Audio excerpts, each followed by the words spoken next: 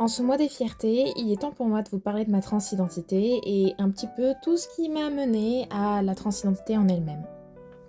Je suis transmasque demi-boy et ça fait 10 ans que je vis de la dysphorie de genre et que je me sens illégitime dans la transidentité. Ma dysphorie, je la vis comme des parasites qui envahissent mon corps et dont je ne peux pas me débarrasser, comme pour des poux ou autres, et je vous avoue que c'est très désagréable à vivre.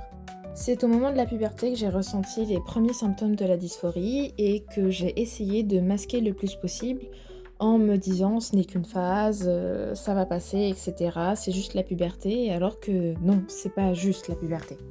Pendant très longtemps, j'ai rejeté tout ce qui était féminin parce que justement, je me sentais mal dans ce qui était associé au féminin et j'ai essayé de me déguiser en garçon, si je puis dire, pour essayer de me sentir bien, ce qui n'était pas le cas malheureusement. Pour autant, j'aime porter des robes, j'aime ce qui a attrait au féminin, aux choses mignonnes, etc., même si rien n'a de genre, mais la société, vous voyez. Et justement, ça a amplifié mon sentiment d'illégitimité dans la transition.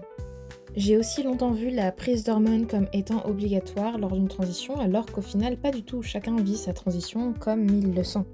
Pour ma part, je ne compte pas en prendre. Ce qui m'aide le plus à accepter mon corps, c'est la musculation, car j'ai réussi à avoir des épaules plus larges que mes hanches.